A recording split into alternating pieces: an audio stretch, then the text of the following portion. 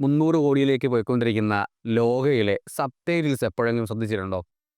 ഒരുപക്ഷേ മലയാള സിനിമയിലെ തന്നെ ഏറ്റവും ബ്രില്യന്റ് ആയ സബ്‌ടൈറ്റിലായിരുന്നു ലോക സിനിമയുടേത്. കാരണം അതിൽ 3 ലാംഗ്വേജസ് ആയിട്ട് പ്രധാനമായിട്ടും വരുന്നത്. മലയാളം വരുന്നുണ്ട്, തമിഴ് വരുന്നുണ്ട്, കന്നഡ വരുന്നുണ്ട്. ഈ 3 ലാംഗ്വേജസ് ഉണ്ടായിട്ടും സിനിമയുടെ ആസ്വാദന രീതിക്ക് ഒരു കുറവും നമുക്ക് സംഭവിച്ചില്ല. അതിനൊരു കാരണമുണ്ട്. പറഞ്ഞുതരാം. മലയാള സിനിമയിൽ മലയാളം എന്ന ലാംഗ്വേജിന് സബ്‌ടൈറ്റിൽ ആവശ്യമില്ല. വർഷങ്ങളായി തന്നെ തമിഴ് സിനിമ കാണുന്നതുകൊണ്ട് തമിഴിനും പ്രത്യേകിച്ച് സബ്‌ടൈറ്റിൽ വെക്കേണ്ട ആവശ്യമില്ല. പക്ഷേ ലോക സിനിമയിലെ കന്നഡ ഡയലോഗുകൾക്ക് കൃത്യമായിട്ട് സബ്‌ടൈറ്റിൽ കൊടുത്തിട്ടുണ്ട്. ആ സബ്‌ടൈറ്റിൽ കൊടുത്തതിന് പിറകിൽ ഒരു 3 ബ്രില്യന്റ് ആയ കാരണങ്ങളുണ്ട്. ഒന്ന്, കൺവെൻഷണലായ രീതിയിൽ സിനിമയുടെ ബോട്ടം സ്പേസിൽ വെറുതെ എഴുതി കാണിക്കുകയായിരുന്നില്ല അവർ ചെയ്തത്. കഥാപാത്രങ്ങളുടെ മുഖത്തിനോടൊപ്പം അല്ലെങ്കിൽ കഥാപാത്രങ്ങൾക്കൊപ്പം തന്നെ ആ സബ്‌ടൈറ്റിൽ എഴുതി കാണിച്ചു.